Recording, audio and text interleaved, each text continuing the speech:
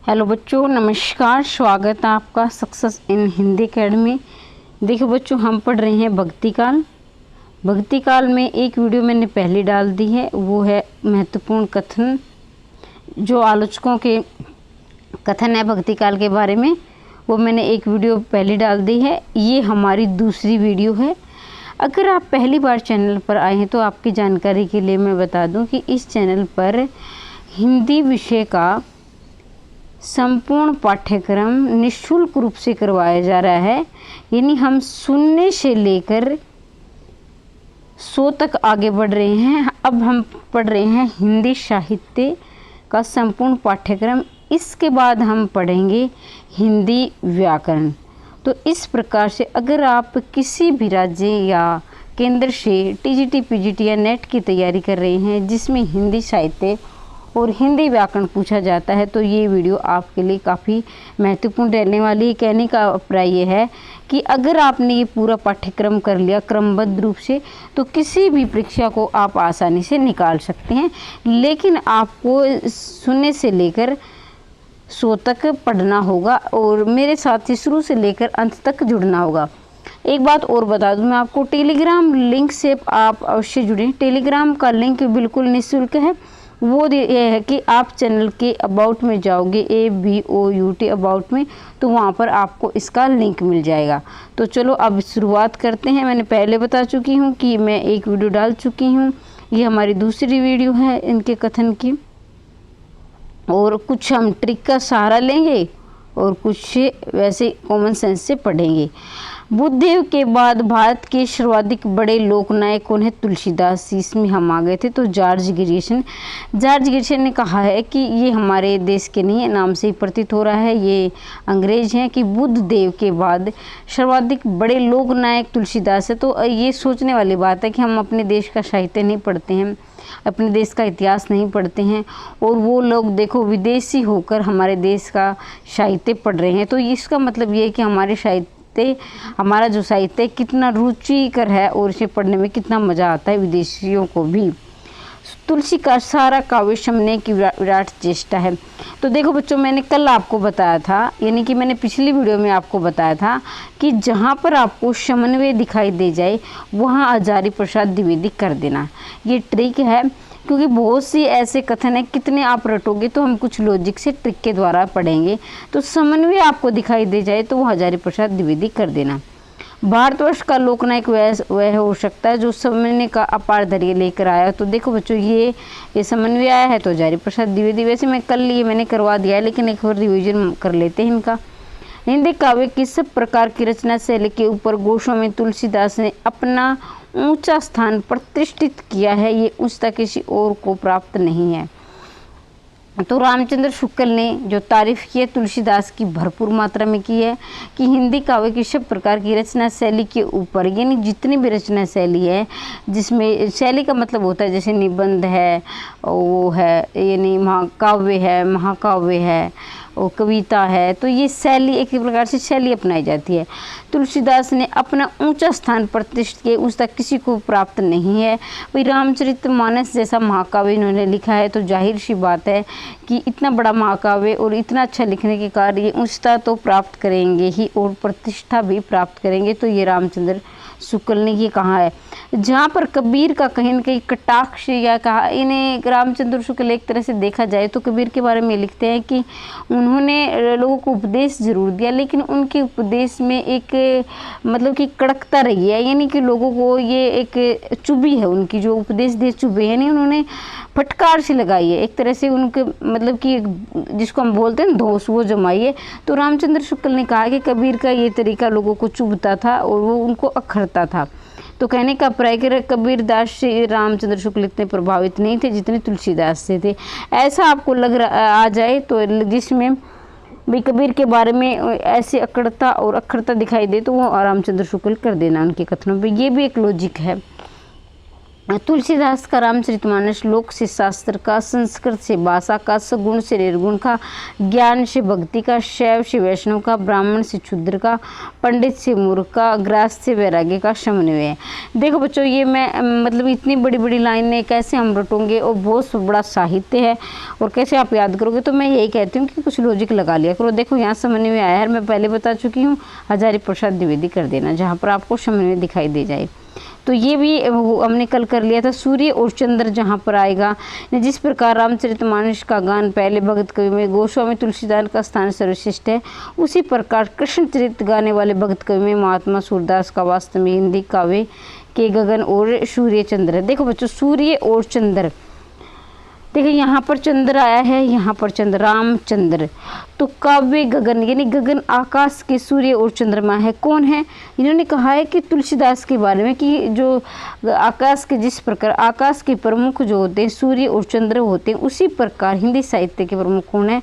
यानी राम काव्य के तुलसीदास हैं और कृष्ण काव्य के सूरदास हैं।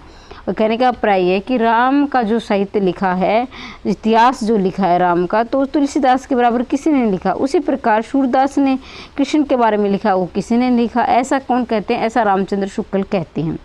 तो इसको आप याद रखेंगे। सूरदास की कविता में विश्वव्यापी राग सुनते हुए राग मनुष्य के सूक्ष्म का उद्गार डॉक्टर रामकर वर्मा ने से कहा है। भ्रमर गीत सुर साहित्य का मुकुटमणि है। यदि वात्सल्य और श्रृंगार के पदों को निकाल भी दिया जाए तो हिंदी साहित्य में सुर का नाम अमर करने के लिए भ्रमर गीत ही काफ़ी है। देखो भाई, रामचंद्र शुक्ल ने यहाँ किसके बारे में? सूरदास की तारीफ की है। यानी कि एक तरह से देखा जाए तो उन्होंने इसकी, जिसको हम बोलते हैं ना, बड़ाई की है, वो वाली बात है। कहने का अभिप्राय कि सूर ने ये सुर साहित्य मुकुटमणि यानी भ्रमर गीत है, ये सूर, जितने सूर का पूरा साहित्य है ना, उसकी मुकुटमणि है। मतलब कि उन्होंने जो वात्सल्य जो रस में सूर, ये जो कृष्ण का साहित्य लिखा है, तो इसमें भ्रमर गीत है, वो इसकी मुकुटमणि है। यदि वात्सल्य और, यानी उन्होंने वात्सल्य और श्रृंगार दोनों पर लिखा है। वात्सल्य रस आप सभी जानते हो होता है, जिसमें वात्सल्य, जिसमें माता पिता का अपनी संतान के प्रति प्यार होता है, उसे क्या बोलते हैं? वात्सल्य रस। और जो प्रेमी प्रेमिका यानी पति पत्नी का प्यार होता है, वो श्रृंगार रस होता है। तो उन्होंने कहा है कि अगर वात्सल्य और श्रृंगार को दोनों को निकाल दिया जाए, क्योंकि सूरदास ने दोनों के बारे में लिखा है, तो दोनों को निकाल दें तो क्या बचेगा? भ्रमर गीत बचेगा। भ्रमर गीत ही काफ़ी है उन्हें अमर करने के लिए। इतना अच्छा उन्होंने भ्रमर गीत लिखा है। अगर उनके वात्सल्य और श्रृंगार दोनों रसों के पदों को निकाल दिया जाए तो भ्रमर गीत ही काफ़ी है उन्हें अमर करने के लिए। कहने का मतलब भ्रमर गीत इतना अच्छा लिखा है कि वो अमर हो गए इसे लिखने के। और भ्रमर गीत किसकी? रामचंद्र, इसकी, माफ़ कीजिए, सूरदास की भ्रमर गीत। लेकिन बच्चों, एक होता है भंवर गीत। भंवर गीत, तो इनको आप याद रखेंगे। भंवर गीत है नंददास का, नंददास, भंवर गीत नंददास का। और एक होता है बच्चों भ्रमर दूत। एक मिनट रुको, भ्रमर दूत वो सत्यनारायण का है। भ्रमर दूत है सत्यनारायण का, भंवर गीत है नंददास का, और भ्रमर गीत है किसका है? सूरदास का। अब कुछ बच्चे ऐसे होते हैं, मतलब मैं सभी के नहीं कहते, 1-2% होते हैं ऐसे जो ध्यान से नहीं पढ़ते हैं। अब देखो, भ्रमर गीत मैंने बता दिया किसका है, मैंने क्या बता दिया, आप सभी याद, बिल्कुल आसान है, सबको याद ही होगा, तो सूरदास है। अब किसी ने भंवर गीत पढ़ दिया, बारी किसी आप पढ़ते नहीं हो, भंवर गीत है, तो ये क्या है? नंददास का। अब कुछ मैं कम्युनिटी में क्वेश्चन डाल देती हूँ, वो सीधा बोलते मैडम आपने गलत बता दिया, ये है, ठीक है। और एक है भ्रमर दूत, ये सत्यनारायण का है। तो आप बारीकी से पढ़ो, बिल्कुल एक एक वर्ण का, शब्द का नहीं, एक एक वर्ण का अंतर समझा करो। हो सकता है इसमें भ्रमर भंवर गीत में अंतर है और भ्रमर दूत में भी अंतर है, आप ध्यान से पढ़ोगे। वात्सल्य और श्रृंगार के पदों का जितना अधिक उद्घाटन सूर ने अपनी बंद आंखों से किया, उतना किसी और ने नहीं। इन क्षेत्रों का वे कोना कोना झांक पाए हैं। तो ये रामचंद्र शुक्ल ने कहा है। देखो, इतनी बार आया है, पिछली जो आपकी परीक्षाएं हुई हैं बहुत बार पूछा गया है, आप इसे ध्यान से, वैसे तो देखो बच्चों, अगर मैं नहीं भी बता पाती हूँ कि ये ध्यान से पढ़ो या पिछली परीक्षा में पूछा गया है, महत्वपूर्ण है, तो देखो ये मैं करवा रही हूँ, ये नहीं कि मैं अपनी तारीफ़ कर रही हूँ। कहने का प्राय ये मैंने वही प्रश्न उठाए हैं कि ताकि आपको ज़्यादा से ज़्यादा परीक्षाओं में फ़ायदा मिल सके। अब मैं ऐसे ऐसे करवाती रहूँ कि मतलब बहुत सारा पढ़ लें और पीछे हमारा साफ होता है, तो मैं वही महत्वपूर्ण तथ्य उठा रही हूँ। हालांकि ये हमारा संपूर्ण पाठ्यक्रम रहेगा, लेकिन संपूर्ण पाठ्यक्रम में हम वही करेंगे जो परीक्षा की दृष्टि से महत्वपूर्ण है। वैसे आपको ज्ञान इकट्ठा करना है, नौकरी लगने के बाद इकट्ठा करते रहो। अब मैं परीक्षा की दृष्टि से आपको कितने ज़्यादा से ज़्यादा नंबर लास्ट को उस को ध्यान में रखते हुए करवा रही हूँ। तो आप ध्यान से और शुरू से अंत तक जुड़े रहिए, तो आपको परीक्षा में अच्छे खासे नंबर लाने की कोशिश रहेगी मेरी। तो मैं चाहती हूँ कि आपके अच्छे नंबर आए और खूब मेहनत करें। तो देखो बच्चों ध्यान से, वात्सल्य और श्रृंगार, उन्होंने मैंने पहले बता दिया कि सूरदास के वात्सल्य और श्रृंगार का जो, अगर देखो अगर आपको ऐसा है कि कोई प्रश्न ऐसा नहीं कि मेरे से नहीं छूटता, कोई प्रश्न मेरे से छूट जाए और आपको आ रहा है कि आप जिसमें 100% श्योर हो कि यही होगा, तो आप उसको निशान लगा सकते हो। लेकिन अगर आपको नहीं आ रहा है तो ये ध्यान रखना, सूरदास के बारे में वात्सल्य और श्रृंगार का जो तारीफ़ की है, यानी वात्सल्य और श्रृंगार के बारे में जो उनकी बड़ाई की गई है, तो आप ध्यान रखेंगे इस बात का, विशेषकर कि रामचंद्र शुक्ल ने ही उनके बारे में लिखा है कि वात्सल्य का जितना वर्णन सूर्य ने किया उसे वैसा किसी भी कवि ने नहीं किया है। एक तरह से इनके इसका कोना कोना झाँकाए हैं, इस तरह आप याद रखेंगे। यदि प्रबंध काव्य एक विस्तृत वंशतली है तो मुक्तक चुना हुआ गुलदस्ता, ये भी आपने देखा होगा परीक्षाओं में, आपने परीक्षा दी है। यदि प्रबंध काव्य एक विस्तृत वंशतली मुक्तक चुना हुआ गुलदस्ता, ये रामचंद्र शुक्ल ने बोला है भाई। सूरदास की रचना में संस्कृति कोमलकांत पदावली वर्णप्रास की छटा नहीं इस तुलसी की रचना में दिखाई पड़ती। रामचंद्र शुक्ल ने कहा कि सूरदास की रचना में संस्कृति कोमलकांत पदावली है, अनुप्रास की छटा नहीं। सूरदास ने जो अपनी जो पदावली लिखी है उसमें क्या है, संस्कृत है, संस्कृत के जो शब्द है, लेकिन अनुप्रास के नहीं है। लेकिन तुलसीदास की रचना में दिखाई पड़े, तुलसीदास ने अपने जो काव्य में अनुप्रास का वर्णन किया है, लेकिन सूरदास ने नहीं किया है। ये भी रामचंद्र शुक्ल का कथन है, इसे आप याद रखेंगे। अब जो आपके जो प्रिय जो कवि हैं कबीर जी आ गए हैं, और इन्होंने कितनी ये उक्तियाँ लिखी हैं, वो उनकी कहने का मतलब ये तो उनकी मुंह बोली है, इनके शिष्यों ने लिखी। कहा जाता है कि ये अनपढ़ थे। ये हम दैनिक जीवन में, यानी कि अपने जो दैनिक आपकी लाइफ है उनमें, अब दिनचर्या में ऐसे शब्द बहुत बार बोलते हैं, और खासकर हमारे जो माता पिता यानी दादा दादी वो खासकर बोलते हैं, जाको राखे साया मार सके न कोई कबीर। जैसे कभी ऐसा ना हो, किसी के साथ ऐसा हादसा हो, मैं नहीं चाहती सभी खुश और सुखी रहें, लेकिन फिर भी कभी हमारे आसपास में कभी ऐसा हादसा हो जाता है तो हम यही हमारे मुंह से शब्द निकलते हैं और उन्होंने टल जाती है कि जाको राखे साया मार सके न कोई। लेकिन इसको ये नहीं पता किसी को कि ये कबीर की है। मैं सभी की बात नहीं कर रही यहाँ पर, लेकिन बहुत से हम नहीं पता होता कि हम कई बार ऐसी कहावतें दिन में बहुत ही प्रयोग में लाते हैं, लेकिन हमें पता नहीं था किसने बोला है। लेकिन आज के बाद आपको याद रखेंगे ये कबीर ने बोला है। मन के हारे हार है, मन के जीते जी, कबीर ने बोला है। कथनी तज करनी करे तो विष अमृत होए, तो ये कबीर की हैं। बोया पेड़ बबूल का आम कहाते खाए, कबीर का। ये तो बिल्कुल आसान है, इनके तो क्या मैं व्याख्या करूं, आप सभी को याद ही है, आप सभी ये कर सकते हैं। तो पोथी पोथी पढ़े जग मुआ पंडित बयान है कोई, यानी कि पोथी, अगर आप पोथी यानी बड़े बड़े ग्रंथ पढ़ के कोई पंडित नहीं होता है। ढाई अक्षर प्रेम के पढ़े सो पंडित हुए, वो ये कबीर की है। निंदक नेरे राखे आंगन कुटी छुआए, बिन पानी साबुन बिना निर्मल करे शुभाई। कहने का अभिप्राय है कि निंदक, कई बार क्या होता है कि लोग हमारी आलोचना करते हैं। मान लीजिए हमारी जॉब नहीं लग रही, तो हमारे पड़ोसी, हमारे जो रिश्तेदार है वो बड़े, इसको कुछ नहीं आता, इतनी साल से तैयारी कर रहा है या कर रही है। तो कबीर ने कहा है कि जो निंदक होते हैं, जो आलोचना करने वाले हैं, तो इनके हमारे इनको अपने आंगन में रखना चाहिए। यानी आंगन कुटी आंगन में बिन साबुन बिन, मतलब कि ये हमारी कमियां हमें दर्शाते रहते हैं कि यहाँ आप गलती कर रहे हो।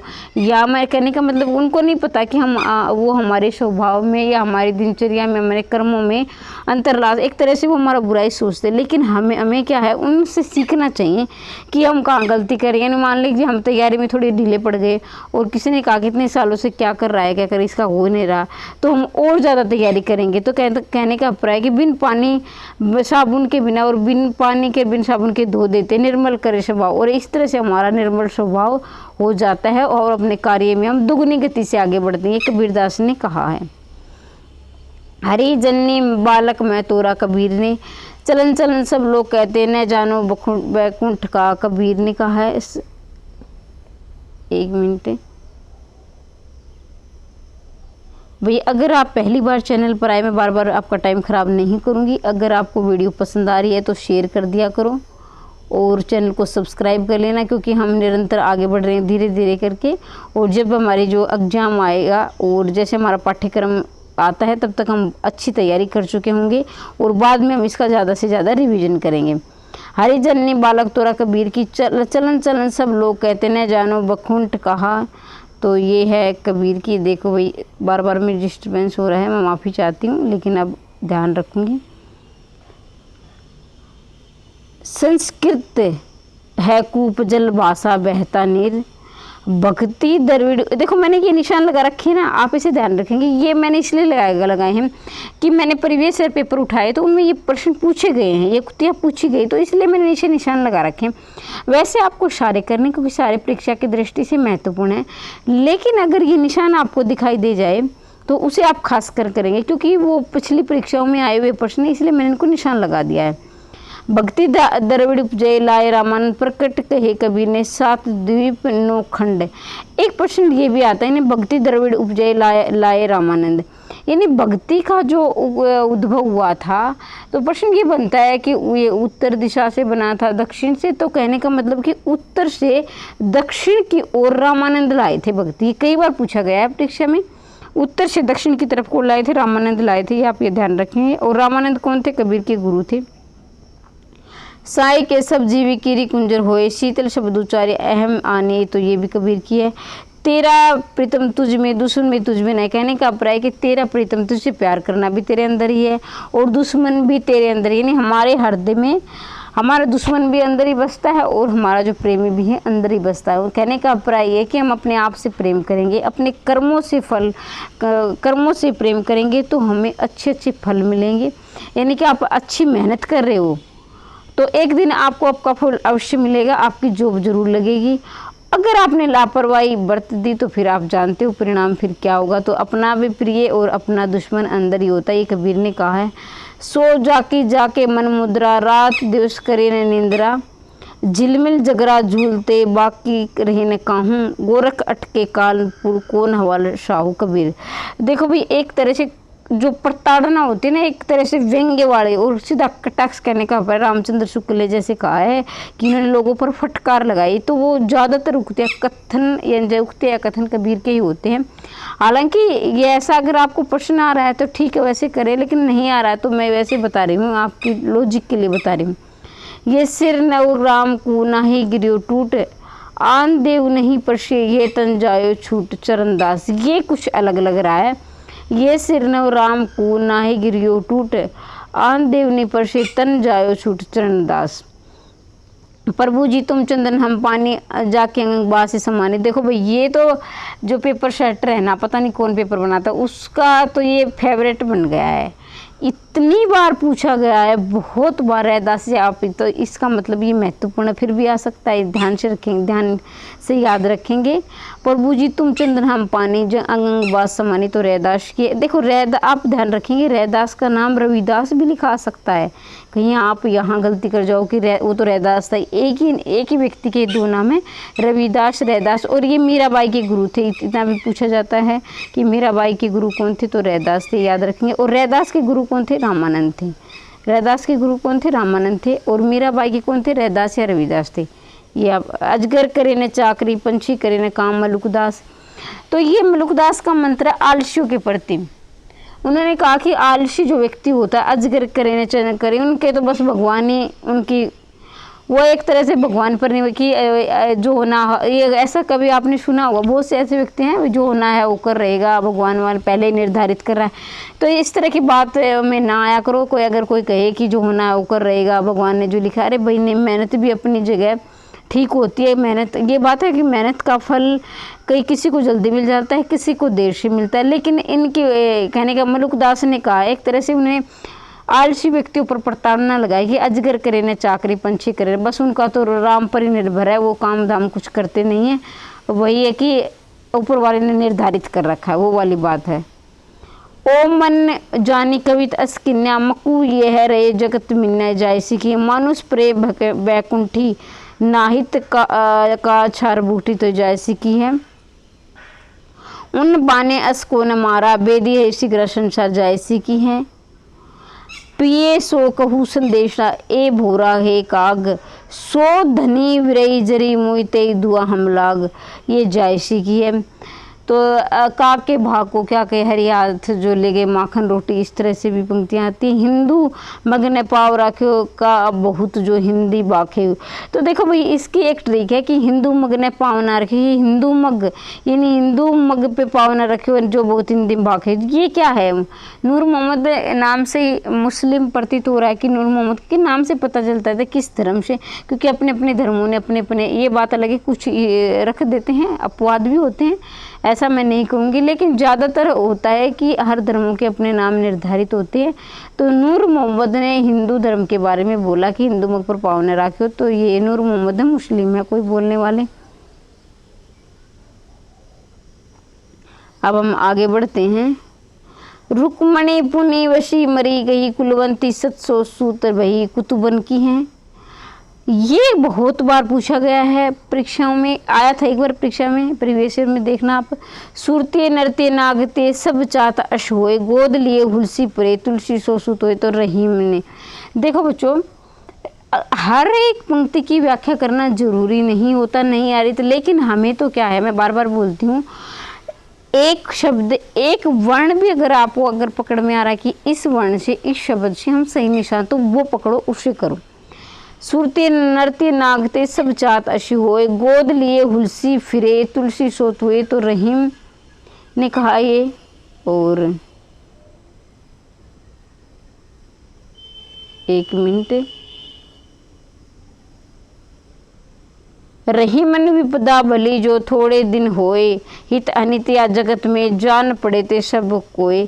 रहीमन विपदा हूँ भली जो थोड़े दिन होए हित अनित या जगत में जान पड़े थे सब कोई, तो ये भी रहीम की है।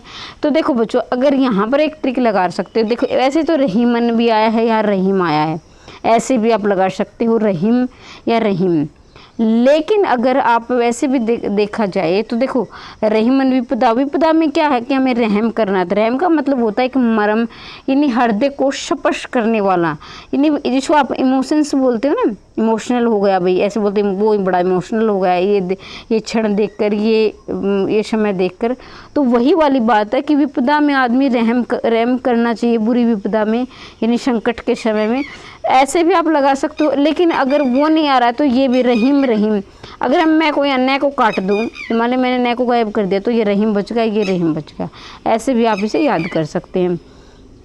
विक्रम दशा प्रेम का बारा सपनाती कह गऊ ने पतारा। विक्रम दशा प्रेम का मारा सपनाती गहे, ये मंजन की है। धुने ग्रेम उत्पन्न दादू योगेंद्र महामुनि, ये रज्जब की। देखो दादू की रचनाओं का संग्रह एक किया है संतदास ने और एक जगन्दास ने हार्डेवाणी नाम से, और रज्जब ने भी इनकी रचनाओं का संग्रह किया है। तो आप इसे याद रखेंगे कि रज्जब ने, दादू के बारे में किसने लिखा है? रज्जब ने लिखा है, तो ऐसे भी इसको आप याद रख सकते हो कि दादू के बारे में किसने लिखा है? रज्जब ने लिखा है, तो रज्जब आएंगे।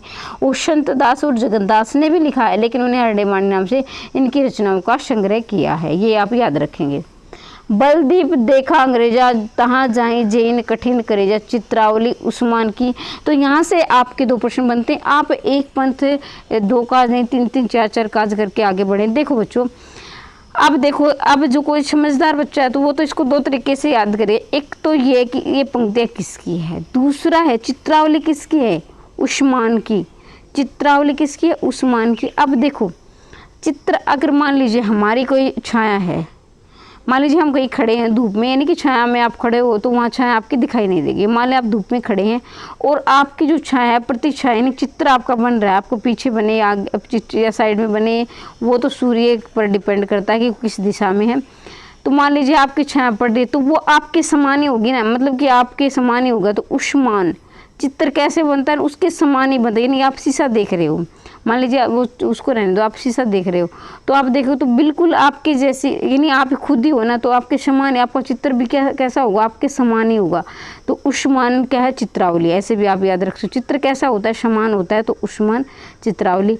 और बलदीप देख अंग्रेजा जहाँ ताई जई कठिन करे जाए, ये किसकी है, चित्रावली की है, चित्रावली की पंक्तियां हैं और ये उस्मान ने लिखी है। परित सरिस धर्म नहीं बाई, तुलसी दूसरा, परिस धर्म नहीं बाई, यानी परहित, यानी दूसरों के हित के समान, दूसरों का हित चाहना के समान ही कोई धर्म नहीं। यानी हम किसी की विपदा के समय, बुरी संकट के समय काम आते हैं, तो उससे बड़ा कोई धर्म नहीं है। ये किसने कहा है, तुलसीदास ने। बड़े भाग मानुष तन जाव, दुर्लभ सतग्रंथ गिरवा, तुलसीदास की है। बड़े भाग मानुष तन पावा, दुर्लभ सतग्रंथि गावा, केशव कहने जाए क्या कहे, तुलसीदास। केशव दास और तुलसीदास की आपस में अच्छी जो है बनती थी। केशव कहने जाए के क्या कहिए, तुलसीदास, ये केशव तुलसीदास को कह रहे हैं, केशव कहने जाए, ये काफ़ी बार पूछी गई है, महत्वपूर्ण है, इसे आप याद रखेंगे। और केशव की रचना का नाम क्या है, रामचंद्रिका। और माना जाता है कि इन्होंने रामचंद्रिका के, इनकी जो तुलसीदास की जो है ना रामचरितमानस, उससे प्रभावित होकर लिखी है, लेकिन वो क्या है, महाकाव्य। तो इन्होंने कहा है, माना जाता है कि इस मात्र 6 घंटे में इन्होंने इसकी रचना कर दी थी, रामचंद्रिका की। मात्र 6 घंटे में केशवदास ने रामचंद्रिका की रचना कर दी थी, यानी रचना लिख दी थी। और कहने का प्राय कि तुलसीदास की जो रामचरितमानस उससे प्रभावित हुए थे, तो एक दूसरे से काफ़ी प्रभावित थे तुलसीदास। तो इससे आपको प्रतीत हो सकता है, केशव कहीं न जाए क्या कहिए, तुलसीदास केशवदास के आपस में बातचीत चल रही है कि केशव कहीं न जाए क्या कहिए, तो तुलसीदास। तुलसी मीठे वचन ते सुख उपजे चौर, वशीकरण ये मंत्र तजी देख वचन कठोर, यानी वशीकरण का मंत्र है। यानी कि वशीकरण का मतलब किसी को अपने वश में करना, तजदीद कर, यानी मीठे, हम किसी को मीठे वचन बोलते हैं, किसी को प्यार करते हैं, चाहे वो रिश्ते में कोई भी हो, माँ बाप, यानी ये अनजान भी हो, तो अगर हम किसी से मीठे वचन यानी प्यार से बातें करते हैं, तो एक तरह से ये वशीकरण का मंत्र है, किसी के मन को वश में करने वाला मंत्र है। अच्छे वचन बोलना, प्यार से व्यवहार करना। ये कठोर वचन तुम त्याग दो, किसने कहा है, तुलसीदास ने। तुलसी मीठे वचन थे, यहाँ आप याद रख सकते हो, तुलसी मीठे वचन, तुलसी से तुलसी ये रहेगा। तुलसीदास कहते हैं कि मीठे वचन बोलो, सुख उपजे, चारों ओर सुखी सुख मिलेगा आपको। वशीकरण का ये मंत्र है। और अपने कठोर वचनों को त्याग दो, चारों ओर आपको प्यार ही प्यार मिलेगा। गोरख जगाए जोग भक्ति बगाए लोग, तो ये एक, इसको आप विशेषकर ध्यान रखेंगे, ये परीक्षा में बार बार आया है। और यहाँ पर आपको गोरखनाथ 100% मिलेगा, गोरखनाथ। और आप इसको तुरंत गोरखनाथ करोगे। जिसने नहीं पढ़ा है, मैं उनकी बातें कर रही हूँ, ये नहीं कि जिसने आता है वो तो करेगा ही तुलसीदास, लेकिन जिसने नहीं पढ़ा है वो लॉजिक लगाएगा, वो गोरखनाथ करेगा। लेकिन बच्चों ध्यान रखेंगे, आप गोरखनाथ नहीं करेंगे, क्योंकि गोरखनाथ यानी अपने आप की तारीफ इंसान खुद नहीं करता है, दूसरा ही करता है। यहाँ तो उन्होंने उपदेश देंगे कहीं आपको कि मैम ये तुलसीदास आया ना, तो फिर यहाँ क्यों नहीं आ सकता भाई, यहाँ तो एक उपदेश है, यानी उपदेश है। लेकिन यहाँ उपदेश नहीं है, यहाँ क्या है कि यहाँ एक तरह से दिखाई जाए कि तो दूसरे इंसान की तारीफ की जा रही है। यानी तुलसीदास ने कहा कि गोरख यानी जोग है, जो भक्ति का भोग है, भक्ति का जो जोग है, ये गोरख ने जगाया। ऐसा कौन कहे, तुलसीदास। तो गोरख तो अपने आप में कहेंगे कि नहीं, मैंने भक्ति का जोग जगा दिया, नहीं भक्ति को जगा दिया है, लोगों के मन भक्ति भावना भर दिया। वो तो खुद तो ऐसा बोलेंगे नहीं, कोई दूसरा ही व्यक्ति बोलेगा। तो आप ध्यान रखेंगे, तुलसीदास ने कहा है कि गोरख जगाए जोग भक्ति बगाए लोग। भाषा का संस्कृत प्रेम चाहिए साथ, काम जो आवे कामरे का लेख कुमाच, ये तुलसीदास की है। जाके प्रिय न राम वेदई तजे ताई कोटि वैषम जदपि परम स्नेही, तुलसीदास की है। ये भी देखो भैया, राम है, जाके प्रिय न राम वेदई, तो राम के बारे में अच्छा खासा किसने लिखा है, तुलसीदास ने। ऐसे भी आप ट्रिक से याद कर सकते हैं। सब मम प्रिय सब मम उपजाए, सब ते जित मनुज मोई भाई, ये तुलसीदास। सब मम प्रिय सब मम उपजाए, सब ते अधिक मनुज मोई भाई। पूजे विप्र का ज्ञान गुणहीना, सुधरने गुणी गणी निपुण परवीना। तो ये विप्र कौन से पंडित लोग होते हैं, सुधरने गुण, तो ये तुलसीदास ने लिखा है इसके बारे में। भरोसो दृढ़ इन चरण के रोज तू सूरदास, अवगित कथु कछत न आवे, ये भी पूछा गया काफी बार। अवगति गति कछु कहत न आवे, सूरदास ने। मोसम कुटिल खलकामी, सूरदास, यानी मेरे समान कोई दुष्ट व्यक्ति नहीं है, ऐसा किसने बोला है, सूरदास ने। तलफत रहित मिन चातक जो जल बिन तृषण सूरदास ने। तलफत रही यानी कि पानी के बिना, जैसे मछली तड़फती है ना पानी के बिना, मिन चातक जो, और जिस प्रकार और वर्षा के पानी के बिना चातक। एक मैं आपको कहानी, एक छोटी सी कहानी सुनाना चाहूँगी यहाँ पर, वैसे आपको याद भी होगी, आप जानते भी। कहा जाता है कि जो चातक जो पक्षी है, चातक पक्षी है, ये अपनी पूरी ज़िंदगी में वर्षा का ही पानी पीता है। ये कहते हैं कि जब तक बारिश नहीं होती तो ये प्यास के बगैर तड़प तड़प के मर जाता है, लेकिन इसका ये दृढ़ संकल्प है कि ये बारिश के सिवा कहीं का पानी नहीं पीता है। ऐसा किताबों में आपने पढ़ा होगा, सुना भी होगा। कहते हैं कि जब बारिश होती है ना तो ये अपना मुंह ऊपर की तरफ, अपनी चोंच मुंह ऊपर की तरफ करके खोल देता है ऐसा, और ये पूरी तरह से संतुष्ट होता है वर्षा का पानी पीकर। और जब तक बारिश नहीं होती है, ये उनका दृढ़ संकल्प होता है कि वो अपना किसी और का, चाहे कुएं का, नदी का पानी नहीं पीता है। तो सूरदास ने कहा है कि जिस तरह से मछली पानी के बिना अगर तड़पती है, उसी प्रकार चातक भी वर्षा के पानी के बिना तड़पता है, यानी वर्षा का इंतजार करता है कि कब वर्षा होगी और मैं अपनी प्यास बुझाऊंगा। तो इसी प्रकार से हमें भक्ति करनी चाहिए अपने प्रिय से, अपने प्रिय जो भी आपके आराध्य देव है। आँखियाँ हरि दर्शन की भूखी सूरदास की। और देखो यहाँ एक लॉजिकल, हरि किसको बोला जाता है, ये आपने पर्यायवाची में पढ़ा होगा, कृष्ण का पर्यायवाची होता है हरि। तो हरि के बारे में कौन लिखेंगे, कृष्ण के बारे में सूरदास ही लिखेंगे। तो जो मन हरि विमुखन कोशंग सूरदास, मानो माही घन घन अंतरानी, घन दामिनी दामिनी घन अंतर शोभित हरि ब्रजवामिनी। ब्रजवामिनी, देखो यहाँ आपको क्या ब्रजवामिनी या ब्रजवामिनी पकड़ना है। ब्रज के बारे में, ब्रज की जो गोपियाँ हैं वो कृष्ण से कितना प्रेम करती थी, उनके लिए इनके वियोग में तड़पती। तो ये कैसे कौन लिखेंगे, सूरदास। तो ये आप एक वर्ण या एक अक्षर को पकड़कर भी आप इसे याद रख सकते हैं, जरूरी नहीं आपको सभी की व्याख्याएं। सब ते प्रीत श्याम ते कि नहीं तातिन में मैनू ने कुछ नींद न लेनी परमानंद दास, नींद न लेनी। तो यहाँ आप ये पकड़ेंगे, नींद न लेनी यानी जब तक नींद नहीं आती तो परमानंद नहीं आता है। देखो इसकी कोई भी व्याख्या हो, लेकिन मैं कह रही हूँ कि आपने एक लॉजिक पकड़ लेना है, एक लाइन, ताकि आप इनको पकड़ोगे ना तो आपको परीक्षा में तुरंत ही ट्रिक आपको याद आएगी। कहाँ करो बैकुंठी जाए, जही नंद जशोदा नाई, जही नंद गोप गवाल ने गाए। तो परमानंद दास ने लिखी है। कहा जाता है कि सूरदास के बाद जो कृष्ण के भक्ति के बारे में, जो वात्सल्य रस के बारे में, यानी कृष्ण की भक्ति जो की है सबसे ज़्यादा, सूरदास के बाद दूसरा स्थान परमानंद दास का ही आता है। कई बार ये मैं बोलती हूँ, ध्यान से सुना करो, कई बार यहाँ से भी प्रश्न बन जाता है। संतर को कहाँ सीकरी जो गावत जात पनिया टूटे, बिसर गयो हरना भी कुंभन दास की है। पता नहीं कितनी बार आए, हरी परीक्षा में आती है पंक्तियां याद रखे। संतन कहाँ सी कृषि काम, आवत जात पनिया टूटे, बिसरी गयो हरि नाम। कुंभन दास की है। पुष्टि का मार्ग जाता जाकर कुछ लेना हो सो विठल दास ने सूरदास की जो मृत्यु हुई तो विठल दास ने उनके बारे में लिखा है कि पुष्टि मार्ग का जात है। पुष्टि मार्ग के जो प्रवर्तक सूरदास माने जाते हैं, सूरदास ने पुष्टि मार्ग को अपनाया था। तो इन्होंने कहा है कि पुष्टि, जब उनकी मृत्यु हुई तो विठल दास ने कहा था कि पुष्टि मार्ग का जहाज जाता, जिसको कुछ लेना हो तो लेना। ये विठल दास ने पंक्तियाँ सूरदास के बारे में कही थी। कुटिल जीवनी वाल्मीकि तुलसी वयो, ये नाभादास की है। वो घायल की गति घायल जाने कोई मीराबाई। देखो मीराबाई श्री कृष्ण के से इतनी भक्ति भावना थी कि ये अपने श्री कृष्ण को ही अपना पति मानती थी। उन्हें अपना, ये तो उनकी भक्ति तो भगवान मानकर करती थी, लेकिन उन्हें अपना पति मन में एक तरह, ये कई बार पूछा जाता कि तुलसी की भक्ति कैसी थी, दास्य भाव की थी, आप याद रखेंगे। और जो तुलसी की भक्ति थी दास्य भाव के, ऐसे प्रश्न बनते हैं, ध्यान रखें आप। और जो कृष्ण की भक्ति थी वो सख्य भाव की थी, यानी सखा यानी दोस्त के भाव की थी। और तुलसी की भक्ति थी दास्य यानी दास के भाव की।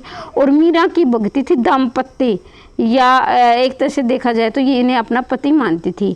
असमन जल सी चीची प्रेम बोली बेलबो, ये मीराबाई। देखो यहाँ पे कि उन्होंने कहा कि मैंने आंसुओं से अपने प्रेम को सींचा है, यानी आंसुओं रो रो कर उनके वियोग में अपने प्रेम की बेल बोई है, ये मीराबाई। उन्होंने कहा कि घायल की गति घायल ले जाने, और जो इंसान दुखी होता है अंदर से, आप उन्हें उनका दर्द महसूस कर सकते हो उनकी दशा देखकर, लेकिन उनके अंदर जो उनके ऊपर जो बीतती है, यानी कि घायल ही घायल के दर्द को घायल ही जानता है, कोई दूसरा नहीं जानता, ये मीराबाई ने कहा है। सावन उमग्यो हीरा बजक सुनो हरि आवणी, तो मीराबाई काग के बड़े तजसरी याद माखन ले गए, माखन रोटी, ये रसखान ने। उन्होंने कहा कि काग एक कृष्ण जब इस धरती पर अवतार लेकर यानी एक जन सामान्य के रूप में आए थे, तो उन्होंने जन्म लिया था। तो बचपन में वो खेल रहे थे और रोटी खा रहे थे, तो काग उनकी रोटी को छीन कर ले जाता है। तो रसखान ये दृश्य देख रहे होते हैं, यानी मतलब कि रसखान तो क्या देखे, वो तो बाद में जाने, कहने का मतलब कि जो कवि ने जब इनके बारे में लिखा तो ये दृश्य उनके अपनी आंखों से महसूस करते हैं, जैसे हम महसूस कर सकते हैं इस समय। तो कहने काग कितने अच्छे भागे थे जो हरि के यानी भगवान के हाथ से भी रोटी छीन कर ले गए। तो ये रसखान, तो ये एक मैं छोटी सी कहानी इसके मैं सुनाना चाहूँगी ताकि आपको परीक्षा, देखो बच्चों में थोड़ा सा समय लगता है लेकिन कहीं ना परीक्षा में ये कहानी आपको याद आएंगी, इससे आप लॉजिक लगा भी सकते हैं। रसखान क्या थे, नाम से प्रतीत हो रहा है कि मुस्लिम थे, लेकिन ये हिंदू धर्म से इतने प्रभावित थे कि ये मुस्लिम इन्हें प्रताड़ित करते थे, इन्हें टॉर्चर करते थे कि तुम मुस्लिम हो तो तुम इसको कृष्ण को क्यों मानते हो। कहा जाता है कि ये अपने कमरे में श्री कृष्ण की मूर्ति लगाकर इनकी फ़ोटो लगाकर रखते थे और इन्होंने कृष्ण की भक्ति की, उस समय की बात है। देखो कृष्ण से इतने प्रभावित थे, कृष्ण के बारे में रचनाएं लिखते थे और ये मुस्लिम थे, ये मुस्लिम धर्म को मानने वाले थे, तो इनसे रुष्ट रहते थे, जो मुस्लिम लोग थे इनसे रुष्ट रहते थे। या लकुटी अरु कामरिया पर राजती उपुर को तजी डारो, ये भी रसखान की है, इसे आप याद रखेंगे। तो बच्चों यहाँ हमारे जो भक्ति काल की जो कथन है ये कंप्लीट होते हैं। मैंने इससे पहले एक वीडियो और डाल दी है, जिसने वो नहीं देखी वो भी देखना। ये हमारी दूसरी वीडियो है।